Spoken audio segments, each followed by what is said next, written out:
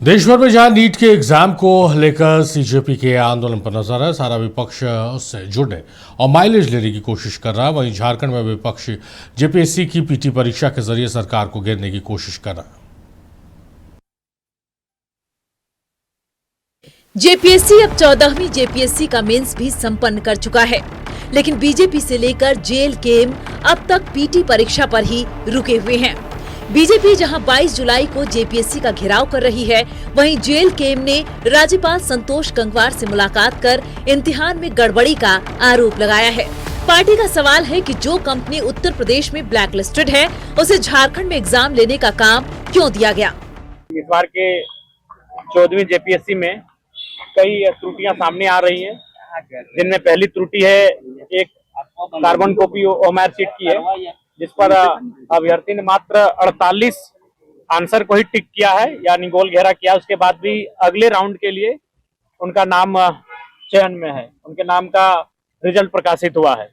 दूसरी बात है, सबसे महत्वपूर्ण विषय है कि आयोग के सदस्यों का हस्ताक्षर नहीं है।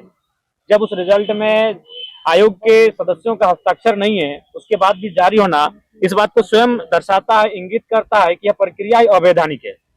साथ ही साथ जिस कंपनी को, जिस एजेंसी को ये टेंडर दिया गया था एग्जामिनेशन करवाने का, वह उत्तर प्रदेश में ब्लैक लिस्टेड है।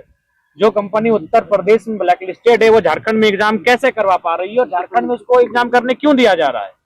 19 अप्रैल को 14वीं जेपीएससी पीटी के इम्तिहान हुए। 2 जुलाई को आए रिजल्ट में 2204 अभ्यर्थी सफल घोषित हुए।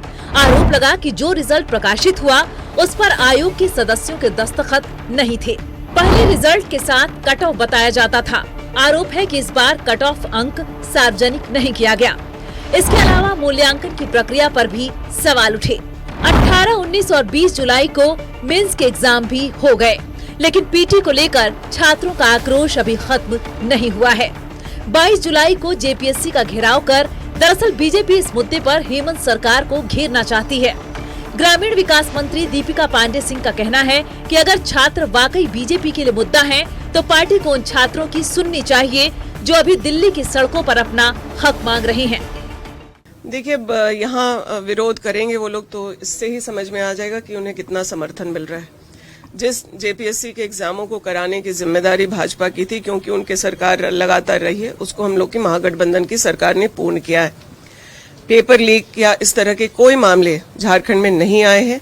जब भी कोई अफवाह फैलाने का प्रयास हुआ है, तो उसको तथ्यों के साथ हम लोगों की सरकार ने सामने रखा है। तो भाजपा यहाँ के पे विरोध प्रदर्शन करने के बजाय केंद्र में अपने बहरी गूंगी जो सरकार बैठी है, उनको समझाने का काम करें कि जो सड़कों पर छात्र अपना अधिकार मांग रहे हैं, वो कोई अपने लग्जरी की कोई बात नहीं कर रहे हैं, वो कोई ऐसी चीज का डिमांड नहीं कर रहे जिसको देने में सरकार को परेशानी हो। वो एक प्रॉपर सिस्टम चाहते हैं जहां पेपर लीक जैसे मामले ना हो, ताकि जो बच्चे मेरिटोरियस हैं उनका चयन हो। यह मांग तो गलत नहीं है, ये छात्रों की गूंज है, सरकार को सुननी पड़ेगी। ये कोई पहली बार नहीं है कि जेपीएससी के किसी इम्तिहान को लेकर सवाल उठे हैं। यह विपक्ष आंदोलित नजर आ रहा है। दरअसल जेपीएससी के साथ अनियमितता का अटूट इतिहास रहा है, लेकिन सवाल है जब मेंस के एग्जाम खत्म हो गए, तब पीटी रद्द करने की मांग से क्या बात बनेगी। नक्षत्र न्यूज के लिए यशवंत कुमार के साथ रांची से कमल कुमार की रिपोर्ट।